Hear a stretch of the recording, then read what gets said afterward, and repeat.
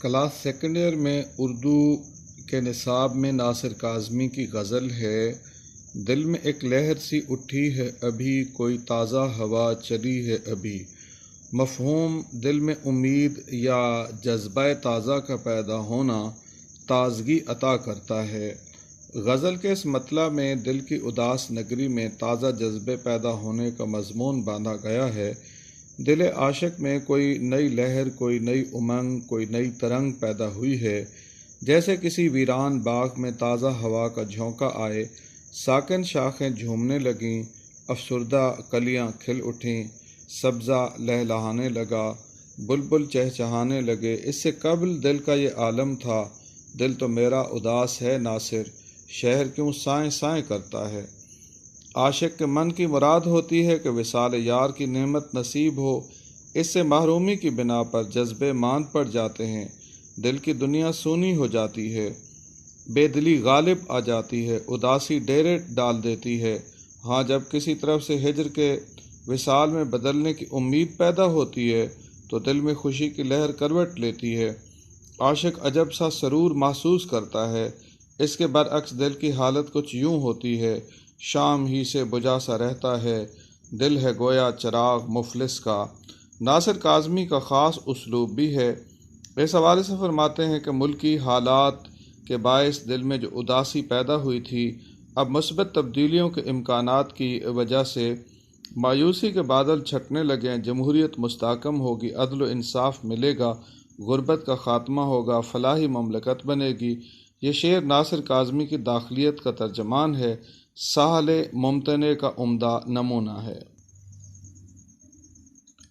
شور برپا ہے خانہ دل میں، کوئی دیوار سی گری ہے ابھی، دل سے کسی خواہش کا رخصت ہونا ایک حادثہ محسوس ہوتا ہے۔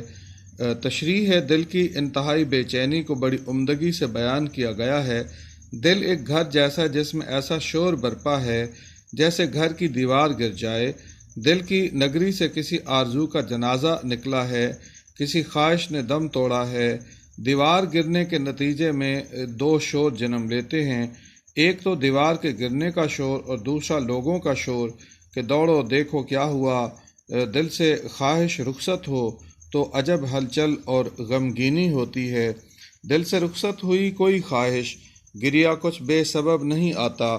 عاشق کے دل میں یہ خواہش ہوتی ہے کہ اسے وصال یار کی دولت نصیب ہو، اگر اسے کامیابی ملے تو سرور ہاتھ آتا ہے، ناکامی کی صورت میں دل عاشق پر اداسی چھا جاتی ہے۔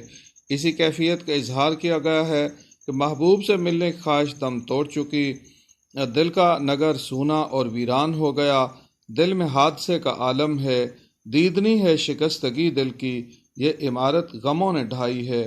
علامتی انداز میں مشرقی پاکستان کی علیحدگی کے سانحہ کا ذکر کیا گیا ہے۔ یہ قومی حادثہ دیوار خانہ گرنے کے مترادف ہے۔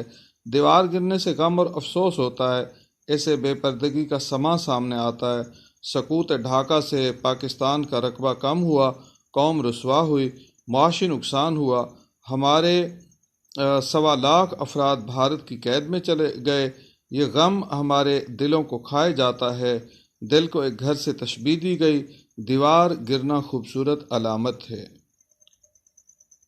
بھری دنیا میں جی نہیں لگتا، جانے کس چیز کی کمی ہے ابھی، محبوب کے بغیر ادھورا پن محسوس ہوتا ہے۔ اس شعر میں عاشق کی اداسی اور بے دلی کا ذکر کیا گیا ہے۔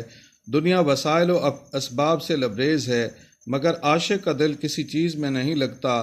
سبب یہ ہے کہ محبوب کے وصال سے محرومی ہے، دل بے چین ہے، پریشانی کا یہ عالم ہے۔ اپنے آپ سے سوال کرنے کو جی چاہتا ہے کہ کس چیز کی کمی ہے، نہ جانے کون سی نعمت سے محرومی کا سما ہے۔ دل عاشق عجب سی بے کیفی کا شکار ہے۔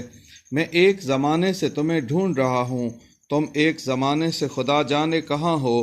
نفسیاتی حوالے سے یہ حقیقت ہے کہ ہر انسان اپنی ذات میں ایک خلا محسوس کرتا ہے، خواہ انسان کے پاس ہر قسم کے وسائل ہوں، تمام خوشیاں میسر ہوں، ہر قسم کی آرزویں پوری ہو چکی ہوں، وہ پھر بھی خوب سے خوب تر کی تلاش میں سرگرداں نظر آتا ہے۔ بے چین انسانی فطرت تسکین نہیں پاتی، دل میں مزید آرزویں جنم لیتی ہیں، بندہ ہر صورت میں ان کی تکمیل چاہتا ہے، ناکامی اسے اداس کر دیتی ہے۔ ہے جستجو کہ خوب سے ہے خوب تر کہاں، اب ٹھہرتی ہے دیکھیے جا کر نظر کہاں، کچھ خواب ادھورے ہیں، کچھ وعدوں کی تکمیل باقی ہے، کچھ امنگوں کا پورا ہونا ایک قرض ہے، قائد و اقبال کے دعوے ابھی پورے ہونے ہیں، تشکیل پاکستان کا مرحلہ طے ہو چکا مگر تعمیر وطن کا عمل باقی ہے، اسی لیے دل اداس اور بے چین ہے کہ ایک فلاحی و رفاہی مملکت کا خواب کب شرمندہ تعبیر ہوگا۔ یہ شعر ناصر کاظمی کی سادگی و سلاست کا ترجمان ہے۔